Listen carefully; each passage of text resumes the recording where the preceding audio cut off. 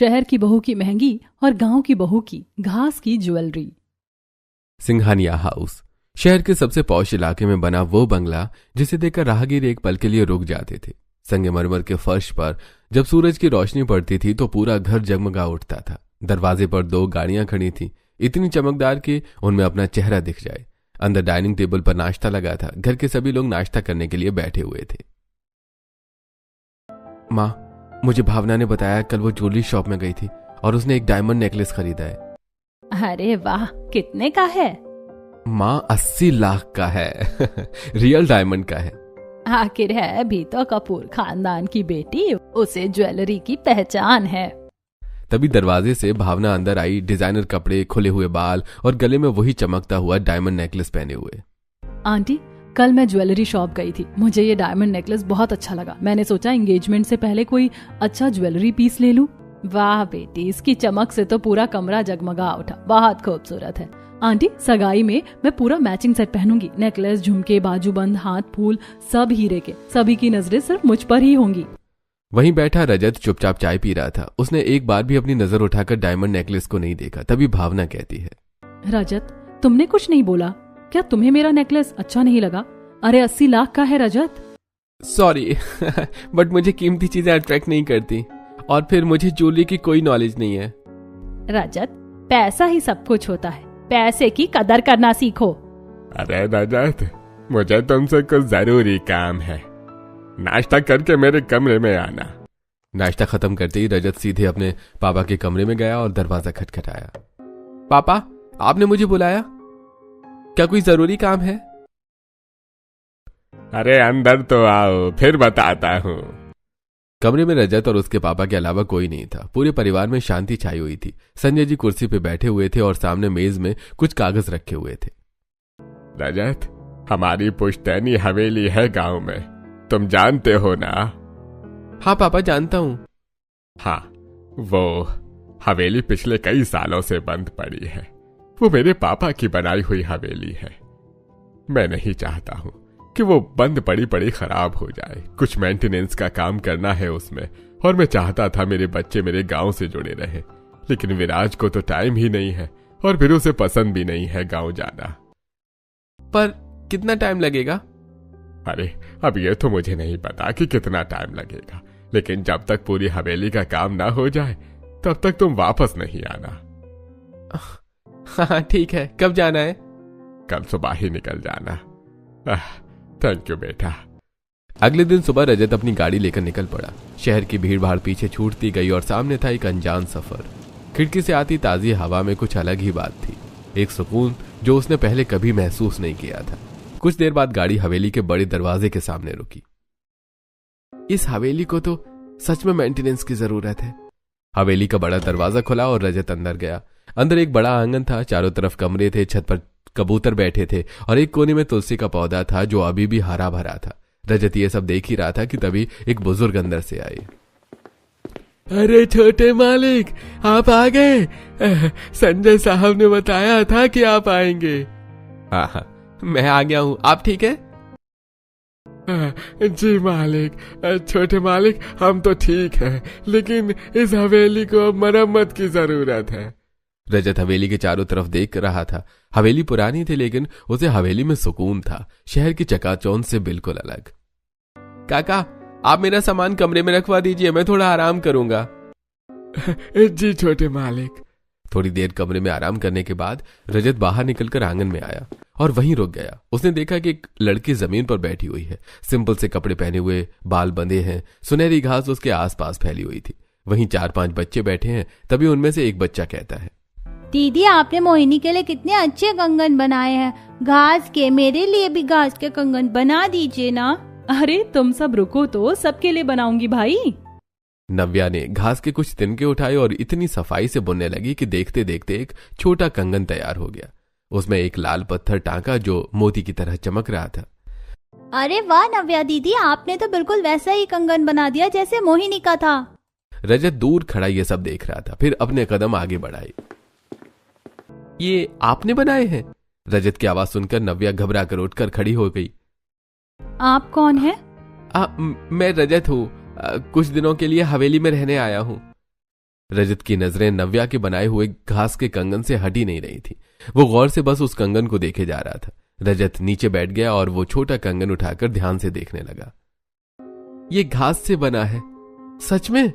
जी, घास से बने हैं। इतनी बारीकी, इतनी सफाई, किसी बड़े जौहरी का काम लगता है। ऐसे कुछ दिन बीत जाते हैं। एक दिन तान्या घर पर पढ़ रही होती है, उसकी मम्मी खाना बना रही है और उसका छोटा भाई आर्यन नए बैट बॉल के लिए। जौहरी नहीं हूँ मैं, बस बच्चों को खुशी मिलती है इससे। हाँ, नव्या दीदी तो रोज हमारे लिए गहने बनाती है, हार भी, कंगन भी, झुमके भी। हाँ, रोज मैं घास के जेवर बनाती हूँ बच्चों के लिए। रजत एक टक उस नव्या को देखता रहा। सादा सूट, चेहरे पर ना कोई मेकअप और हाथ में घास के तिनके, फिर भी एक अजीब सी चमक थी उस लड़की में जो 80 लाख के सेट में भी नहीं थी। क्या आप मुझे अपना नाम बताएंगी? मेरा नाम नव्या है। अगले कुछ दिन रजत हवेली में ही रहा, लेकिन उसका ज्यादा समय आंगन में ही बीतता था। नव्या आंगन में घास के जेवर बनाती थी और रजत वहीं बैठे घंटों नव्या से बातें करता था। अब दोनों में हल्की सी दोस्ती हो गई थी। एक दिन शाम में दोनों आंगन में बैठे थे, तभी रजत कहता है, नव्या जी, आपने ये हुनर कहाँ से सीखा? बचपन में माँ को देखती थी। मेरी माँ भी घास से हार झुमके बनाती थी। पता ही नहीं चला कब उनका ये हुनर मेरे पास आ गया। अच्छा, अभी आपकी माँ कहाँ है? नव्या के हाथ कुछ पल के लिए रुक जाते हैं, लेकिन वो खुद को संभालते हुए कहती है, नहीं रही। न माँ न पापा, अकेली ही हूं मैं। सॉरी, मुझे नहीं पूछना चाहिए था। कोई बात नहीं, माँ तो चली गई लेकिन अपना ये हुनर छोड़ दिया। अब यही मेरी दौलत है। आपको पता है, मैं घास के जेवर बनाकर गांव के बाजार में बेचती हूँ और उससे जो पैसे मिलते हैं उससे मेरा गुजारा हो जाता है। इसी तरह और कुछ दिन बीत जाते हैं। रजत को पता ही नहीं चला कब उसे नव्या अच्छी लगने लगी। एक दिन आंगन में बैठकर रजत नव्या का इंतजार कर रहा था। जैसे ही नव्या आई, रजत के चेहरे पर खुशी आ गई थी। नव्या जी, अब मुझे शहर वापस जाना है, लेकिन उससे पहले मैं आपसे कुछ कहना चाहता हूँ। क्या कहना है आपको, बताइए। मैं आपसे शादी करना चाहता हूँ। क्या आप मुझसे शादी करेंगी? रजत जी, मेरी दुनिया और आपकी दुनिया बहुत अलग है। मैं अनाथ हूँ। आपके घर वाले इस रिश्ते को नहीं अपनाएंगे।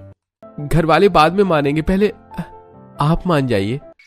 अगले दिन रजत मंदिर में नव्या से शादी कर लेता है, लेकिन नव्या के दिल में अजीब सा डर था। उसी घबराहट में नव्या रजत से कहती है, रजत जी, मुझे बहुत डर लग रहा है। आपने मुझसे शादी तो कर ली, लेकिन आपके घर वाले। तुम डरो मत, मेरे घर वाले चाहे जो भी कहे, मैं तुम्हारे साथ ही रहूंगा। रजत नव्या से बात कर ही रहा था, इतने में उसके फोन में घंटी बजती है। हेलो पापा। हेलो रजत, अरे बेटा तुम तो भूल ही गए, तुम्हारे बड़े भाई की एंगेजमेंट है 2 दिन बाद। अब जल्दी से सारा काम छोड़ के घर आ जाओ। हाँ जी पापा, मैं कल ही आ जाऊंगा। अगली सुबह नव्या अपनी माँ की आखिरी निशानी सुनहरी घास लेकर रजत की गाड़ी में बैठ जाती है। जैसे ही गाड़ी सिंघानिया हाउस के भव्य गेट पर रुकी, रजत ने एक गहरी सांस ली और नव्या की तरफ देखा। नव्या का चेहरा डर से पीला पड़ रहा था। उसने साड़ी का पल्लू कसकर पकड़ रखा था। जैसे ही दोनों ने घर के अंदर कदम रखा, हॉल में अजीब सा सन्नाटा छा जाता है। रजत, ये तुम किस लड़की को अपने साथ लेकर आए हो और इस लड़की का हाथ क्यों पकड़े हुए हो? अरे कौन है तुम्हारे साथ? कुछ बोल क्यों नहीं रहे हो?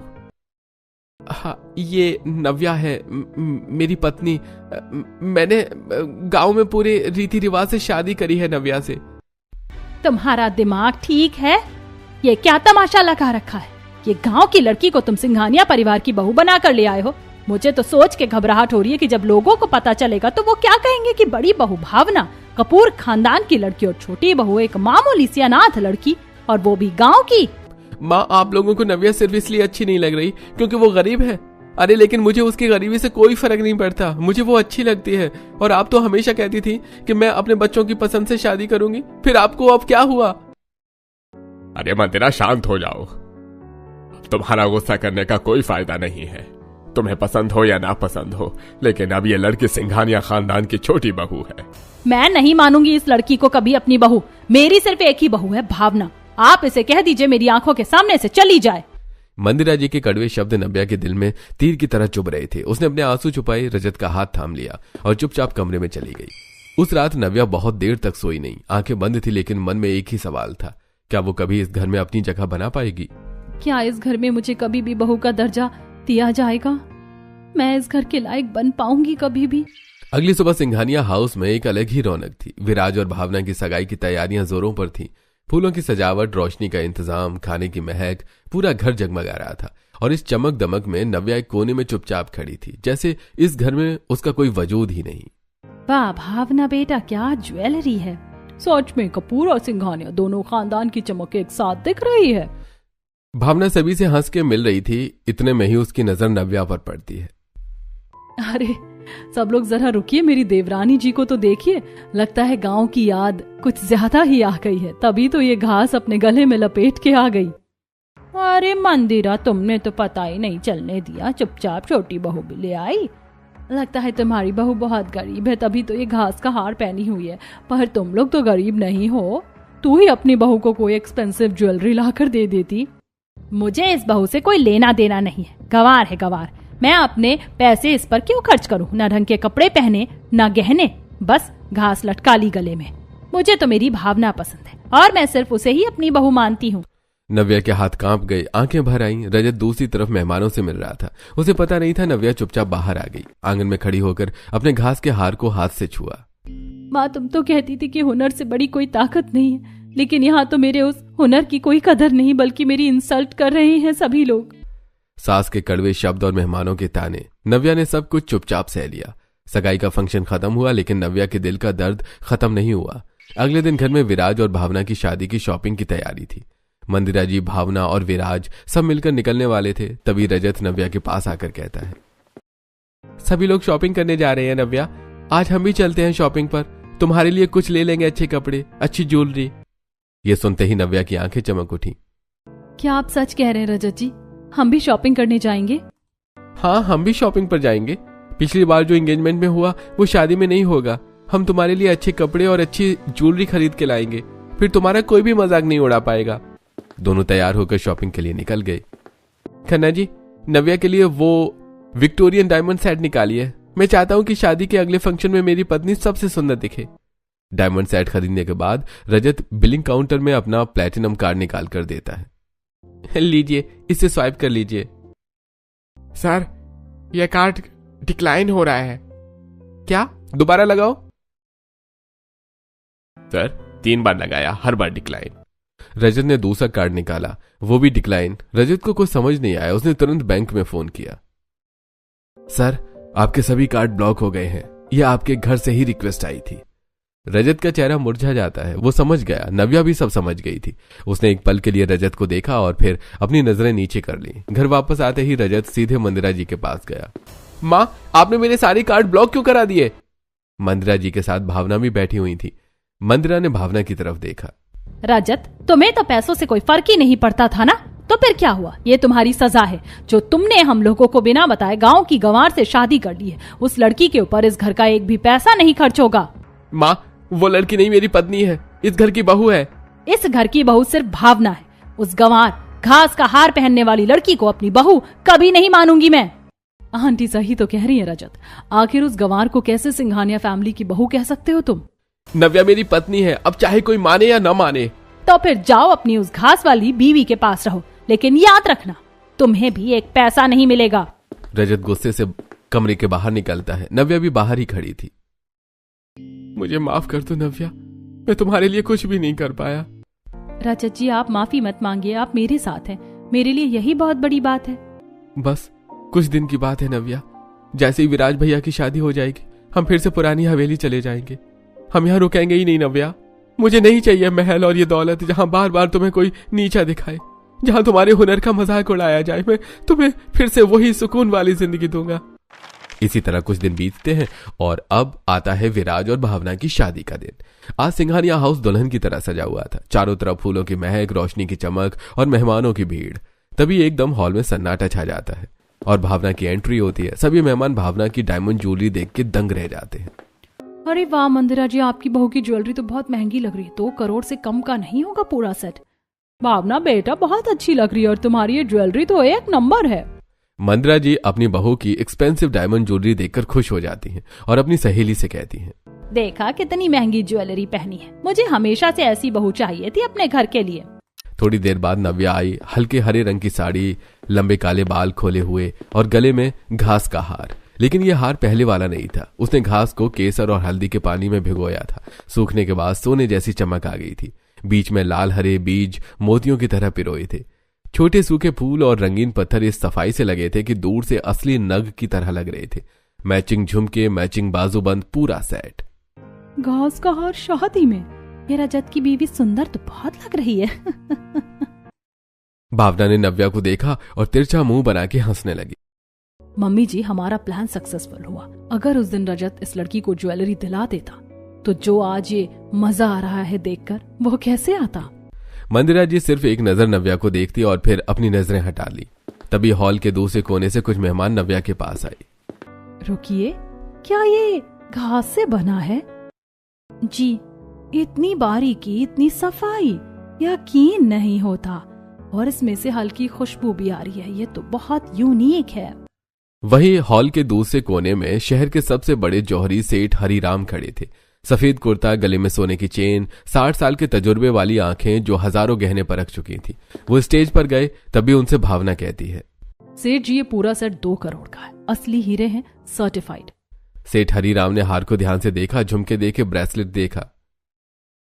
अरे बहुत कीमती है बेटा, और हीरे भी असली हैं इसके।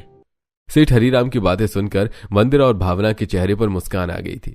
और वहीं दूसरी तरफ सेठ हरिराम की नजर हॉल के कोने पर खड़ी नव्या के ऊपर पड़ी। वो स्टेज से नीचे उतरकर धीरे धीरे नव्या की तरफ जाने लगे। भाई, ये जो ज्वेलरी आपने पहनी है, क्या ये घास की है? जी, ये घास की है। अच्छा, अगर आप बुरा न माने तो क्या आप मुझे अपने हार छूने के लिए दे सकती हैं? नव्या ने अपने घास का हार सेठ हरिराम को पकड़ा दिया। सेठ हरिराम बड़े गौर से हार को हाथ में लेकर देख रहे थे, उसकी एक एक बुनाई को महसूस कर रहे थे। तभी उनके कुछ साथी भी वहां आ जाते हैं। ये क्या देख रहे हो? देखो, ये तो सच में घास का हार है। एक एक दिन का कितनी सफाई से बुना हुआ है। ये किसी मशीन का नहीं, हाथ का कमाल है। जी, ये मशीन से नहीं, मैंने अपने हाथों से बनाया है। कितने वक्त में? 1 रात में सेठ जी। 1 रात में? बेटा, बड़े बड़े कारीगर हफ्तों में ऐसा नहीं बना पाते। हॉल में फुसफुसाहट शुरू हो गई। सेठ हरिराम इतने इम्प्रेस कभी नहीं होते। सच में घास का हार और सेठ जी की तारीफ। भावना का चेहरा उतर गया। मंदिरा हैरान खड़ी थी और भाई दूसरी तरफ सेठ जी ने भावना का हार उसे वापस किया और एक बड़ी अनाउंसमेंट करी। 10 दिन बाद एक बहुत बड़ा इंटरनेशनल ज्वेलरी कंपटीशन है। पिछले 5 सालों से कोई भारतीय नहीं जीता उसमें। दुनिया भर के बड़े बड़े कारीगर आते हैं। जीतने वाले को रियल डायमंड सेट दिया जाएगा और उन्हें बिजनेस में सपोर्ट किया जाएगा। सेठ हरिराम फिर से नव्या के पास आते हैं। बेटा, मैं चाहता हूं कि तुम भी इस कंपटीशन का हिस्सा बनो। तुम्हारे अंदर एक हुनर है। तुम्हें अपनी इस कला को सिर्फ अपने तक नहीं रखना चाहिए। पर मैं कैसे? मैं एक गांव की लड़की हूँ। तभी रजत नव्या के पास आता है और वो सेठ हरिराम से कहता है, नव्या जरूर कंपटीशन का पार्ट बनेगी। आप कंपटीशन में नव्या का नाम भी लिख लीजिएगा। शादी के बाद सब लोग घर आ गए, लेकिन मंदिरा जी और भावना का गुस्सा 7वें आसमान में था। घर पहुंचते ही दोनों ने अपना गुस्सा नव्या के ऊपर निकाल दिया। खुश हो गई ना आज? सेठ ने तारीफ कर दी तो समझ लिया सब जीत लिया। मैंने तो कुछ नहीं दिखाया, वो खुद मेरे पास आए। बहुत हो गया, इस घर में रहती हो, इस घर का नमक खाती हो और इज्जत की धज्जियां उड़ाती हो हर बार मेहमानों के सामने। माँ जी, मैंने क्या किया? मुझे माँ मत कहो। मैं नहीं चाहती हूँ कि तुम इस घर में रहो। आज ही मेरे घर से निकल जाओ। शोर सुन के रजत कमरे से बाहर आता है। मम्मी, आप क्या कह रही हैं? आप नव्या से किस तरीके से बात कर रही हैं? अगर वो घर से जाएगी तो मैं भी घर से जाऊंगा। ठीक है, अगर ये गंवार लड़की तुम्हारे लिए ज्यादा इंपॉर्टेंट है तो तुम भी चले जाओ इसके साथ। उस रात सिंघानिया हाउस से निकलकर रजत और नव्या हवेली पहुंचे। थकान थी, दर्द था, लेकिन मन में एक अजीब सा सुकून भी था। उस रात दोनों चुपचाप सो गए, लेकिन अगली सुबह जब सूरज की पहली किरण हवेली की खिड़की से आई, नव्या की आंखें खुली और उसने एक ही काम किया। अपनी पोटली उठाई, सामान निकाला और काम शुरू कर दिया। 10 दिन थे और हर दिन कुछ नया बनना था। नव्या, क्या हो गया है तुम्हें? इतनी जल्दी उठ गई? 10 दिन बचे हैं रजत जी। अब हर दिन मुझे कंपटीशन की तैयारी करनी है, क्योंकि पहली बार मेरी मेहनत को किसी ने हुनर कहा। ये क्यों भिगो रही हो? देखना कल। अगले दिन घास सूखी तो सोने जैसी चमक आ गई थी। अरे, ये घास है? हाँ, माँ का नुस्खा है। नव्या की उंगलियां तेजी से चलती थी, एक एक तिनका बुनती जाती थी। महारानी स्टाइल का चौड़ा हार बनने लगा। बीच बीच में जंगली फूल टांगती, रंगीन पत्थर इस तरह जड़ती जैसे असली नगीने हो। लाल काले बीज मोतियों की तरह पिरोती। रजत हर वक्त साथ था, कभी सामान पकड़ाता, कभी फूल सुखाता, कभी बस पास आकर बैठता, देखता रहता। दिन रात एक हो गई और 10वीं रात को पूरा सेट तैयार था। महारानी हार, मैचिंग झुमके, बाजूबंद, हाथ फूल। नव्या ने पूरे सेट को सामने रखकर देखा। नव्या, ये बहुत खूबसूरत है, बिल्कुल तुम्हारी तरह। माँ देख रही हो ना, तुम्हारा सिखाया हुनर आज दुनिया के सामने जाएगा। कल तुम जीतोगी। अब वो दिन आया जिस दिन के लिए रजत और नव्या ने दिन रात एक कर दिए। ज्वेलरी कंपटीशन का दिन। देश विदेश के कारीगर अपनी अपनी ज्वेलरी लेकर आए थे। भावना भी आई थी, गले में 2 करोड़ का हीरे का सेट, चेहरे पर घमंड। आ गई घास वाली। तुम्हें क्या लगता है यहाँ लोग इतनी महंगी ज्वेलरी लेकर आए हैं, उन सबके बीच में तुम्हारी घास और कूड़ा जीत जाएगा? नव्या ने कोई जवाब नहीं दिया, बस मुस्कुराई। सभी ने अपनी अपनी ज्वेलरी टेबल पर रखी। एक तरफ भावना का 2 करोड़ का चमकता हीरे का सेट, दूसरी तरफ नव्या का घास का महारानी हार, मैचिंग झुमके, बाजूबंद। लोग दोनों को देखने लगे। सेठ हरिराम आए, पहले भावना की ज्वेलरी देखी। कीमती है। फिर नव्या की ज्वेलरी के पास रुके, करीब से हाथ में उठाकर देखा। दोस्तों, आज का विजेता नव्या है, जिसने बिना एक पैसा खर्च किए वो बना दिया जो करोड़ों में नहीं मिलता। तालियों की गड़गड़ाहट। नव्या और रजत की आंखें भर आई। भावना का चेहरा पत्थर हो गया। हाथ में 2 करोड़ का हार था, लेकिन आज वो हार गई थी। सेठ हरिराम ने नव्या को हीरे का नेकलेस सेट पहनाया। बेटा, आज तुमने अपने हुनर से हीरे को हरा दिया। अब अपने इस हुनर को दबाना मत। विनिंग अमाउंट से अपना बिजनेस स्टार्ट करना। मैं साथ दूंगा तुम्हारा। शुक्रिया सेठ जी। आज जो सच हो रहा है वो मैंने कभी सपने में भी नहीं सोचा था, लेकिन रजत जी और आपके साथ से सब आसानी से हो गया। कुछ समय गुजरता है और फिर शुरू हुआ नया सफर। हवेली के बड़े गेट में नव्या शिल्प कला का बोर्ड लगा, जिसे खुद रजत ने लगाया था। आपके साथ ने मेरी जिंदगी खुशियों से भर दी। पहली बार लग रहा है कि ये हवेली सच में हमारी है। धीरे धीरे काम बढ़ने लगा। पहले गांव में नाम हुआ, फिर शहर में। सेठ हरिराम के शोरूम में नव्या शिल्प कला का एक पूरा कॉर्नर बना। पहले हफ्ते ही सारे पीस बिक गए। नव्या बेटा, सारे पीस बिक गए। हमें और कुछ पीस चाहिए। और अब तो इंटरनेशनल ऑर्डर्स भी आने लगे हैं। तुम्हारा हुनर सिर्फ देश तक नहीं, विदेश तक पहुंच गया। मुझे तो यकीन ही नहीं हो रहा है कि आप सच कह रहे हैं। खुद को संभालो नव्या, अब तो तुम्हारी जीत का सफर शुरू हुआ है। जहां एक तरफ नव्या की जिंदगी रोशन हो रही थी, वहीं सिंघानिया हाउस में अंधेरा आ रहा था। रजत के जाने के बाद बिजनेस में बहुत लॉस होने लगे और भावना और मंदिरा के दिखाए और बढ़ते गए। एक दिन संजय जी बैंक से घर आए। मंदिरा, बैंक ने हमें लोन देने से मना कर दिया है। पर क्यों? क्योंकि हमारे अकाउंट में कुछ भी नहीं है। रजत के जाने के बाद हमारे बिजनेस में कंटिन्यूस लॉस हो रहे हैं। मंदिरा चुप हो गई। भावना अपने कमरे में बैठी थी, सामने ज्वेलरी ट्रे रखी थी, वही 2 करोड़ का हार, लेकिन आज उसकी चमक फीकी लग रही थी। तभी विराज आया। भावना, बिजनेस बंद होने वाला है, हमें कुछ करना होगा। तो क्या करें? हम सभी ने सिर्फ दिखावे में पैसे लगाए, महंगी ज्वेलरी खरीदी, लेकिन इन गहनों से घर नहीं चलता। पूरे घर में सन्नाटा छाया हुआ था। सभी लोग चुपचाप ड्राइंग रूम में बैठे थे और टीवी चल रहा था। तभी एकदम से आवाज आई, आज हम मिलेंगे एक ऐसी महिला से जिसने घास के तिनकों से पूरी दुनिया जीत ली। नव्या सिंघानिया, नव्या शिल्प कला की फाउंडर। ये सुनते ही सभी लोग दंग रह जाते हैं। नव्या जी, आपकी ज्वेलरी की धूम तो हर जगह है, आपका ये सफर कैसा रहा? इस सफर में बहुत सी मुश्किलें आई, लेकिन मेरे पति रजत ने मेरा साथ निभाया। बहुत से लोग ऐसे आए जिन्होंने मेरा मजाक उड़ाया, मुझे रोका। माँ, हमने बहुत गलत किया नव्या के साथ। मंदिरा, नव्या को हमने क्या दिया? बस ताने। और उसने क्या दिया? पूरी दुनिया में हमारे खानदान का रोशन नाम कर दिया। सिंघानिया नाम आज पेरिस तक पहुंचा है, उसी घास वाली बहू की वजह से। हमें रजत और नव्या से माफी मांगनी चाहिए। अगले दिन सिंघानिया परिवार की गाड़ी हवेली के बाहर रुकी।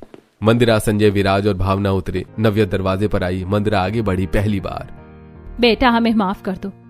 मैंने तुम्हें हमेशा लोगों के सामने नीचा दिखाया, कभी तुम्हें अपनी बहू नहीं माना। नव्या, मैंने तुम्हें गंवार कहा, घास के हार का मजाक उड़ाया। नव्या एक पल के लिए सबको देखती रही, फिर उसने कहा, आप लोग घर आए तो अंदर तो आइए। रजत दरवाजे पर चुपचाप खड़ा था। संजय ने रजत को देखा और उसे गले से लगा लिया। रजत, हमें माफ कर दो बेटा, हम दौलत के नशे में अंधे हो गए थे। हमने सिर्फ दिखावे को ही सच मान लिया। तुम्हारे आने के बाद पता चला कि सारा बिजनेस तो तुम ही ने संभाला हुआ था। पापा, आप मुझसे माफी मत मांगिए, मुझे आपसे कोई शिकायत नहीं है। भावना की नजर नव्या के गले के घास के हार पर पड़ी। नव्या, आज समझ आया, असली गहना वो नहीं जो पैसों से खरीदा जाए, असली गहना वो है जो हुनर से बनाया जाए। भावना जी, हीरे की चमक आंखों को अच्छी लगती है, लेकिन दिल को वो चीज अच्छी लगती है जो सच्चाई से बनी हो। सभी लोग एक साथ हवेली बैठे थे। उस दिन एक टूटा हुआ परिवार फिर से जुड़ा। नव्या शिल्पकला आज देश विदेश में मशहूर है। घास के तिनकों से बनी वो ज्वेलरी आज लाखों दिलों को छूती है, क्योंकि उसमें सिर्फ हुनर नहीं, एक औरत का हौसला बुना हुआ है।